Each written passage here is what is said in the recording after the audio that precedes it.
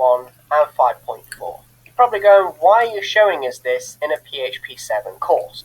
The reason being is because I want to cover this topic extensively and not just with partiality.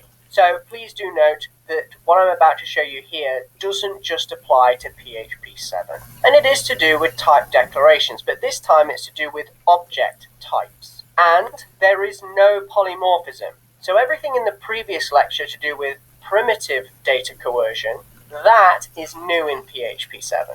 But everything I'm about to show you here is in older versions of PHP, and there is no polymorphism whatsoever. It will not try to adapt the data. It's very strict and rigid. Now, the first data type declaration that I'm about to show you will only allow an array to be passed in to an argument. Now, this array can either be a zero-indexed array, or it could just be an associative array, like so, where you have a key and value pair. But right now, we'll just stick with a standard zero-index array, and we're creating that array inside of the ARR variable, and we're passing the contents of that variable, that array, to the first argument found in our function. And then all we're going to do is encode that in the JSON format and have that printed out in the browser. So let's go ahead and just save this now, and then we can take a look at this in the browser, and you can see that we have hello world, another word. That's our array right here, and we've just printed that out. Perfect. And if I try to go ahead and, let's say, pass in just a string or a number or a primitive type data, then you will find that you get an error.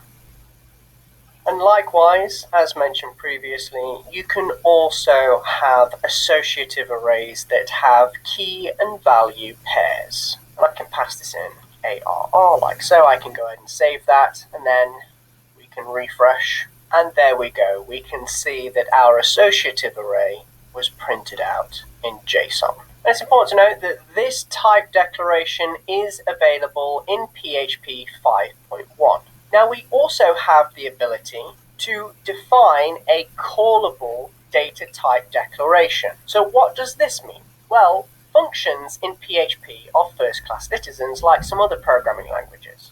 But what does that mean? Well, it means that it treats functions as objects. So, if you can store an object in a variable, or an array, or even an object inside of another object, then you can store a function inside of a variable, inside of an array, or inside of another function. I could literally write another function within this function. So, functions are first-class citizens. They're treated as objects. And likewise, as we can store functions inside of variables, that means we can store functions inside of arguments, because arguments are just temporary variables. So, in lieu of that fact, we now have a function pass, and we are saying that this argument, this temporary variable, is going to store a callable function. So that's that data type declaration. It means it's going to store a function. And then what we're going to do is when it executes, it's going to echo out, let's say, a string. So this function pass can do something. And then once this function has finished, we can then target the variable, the argument that contains our function, and then open and close the brackets right here to execute that function. So we're actually passing that function into our argument right here. We're saying the callback is equal to a function. So let's go ahead and undo that. So that function is a parameter that's being passed into the callback argument. So I can go ahead and save that now, and let's refresh this in the browser. And notice that it says this string came from the pass function, so this was executed. And then it looked at the argument, which contains the function right here, and it says callable function, this string came from the callback function, which it came right there. So it executed that function afterwards. And again, you can store this inside of a variable, so you can say $func, and then you can pass that as a parameter, so I can say func, save it, hit refresh, and there you go, you get exactly the same result.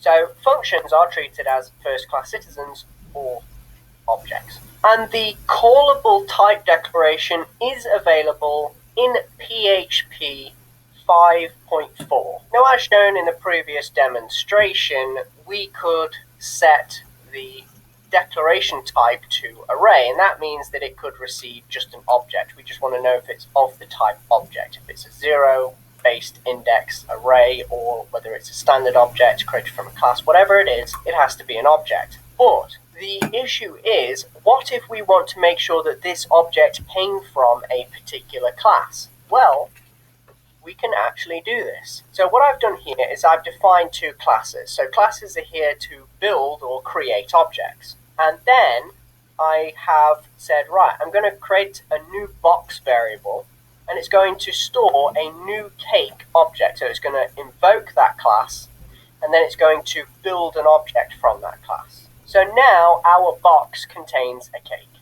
And then I'm going to call the restaurant function. I'm going to invoke it, and I'm going to pass it that new cake object that I've just created. So now this parameter, which contains this value, will be sent to that argument. And what we're doing here is we're saying we want this argument to only contain an object that came from the cake class, which in my case it did. If we just move that back down again, the box variable contains an object that came from the cake class. And so this shouldn't error, and what we'll do then is we'll just simply dump this out so that we can view it in the browser. So if I now hit refresh, you'll now notice we have object, and this object is from the cake class. So it's an error.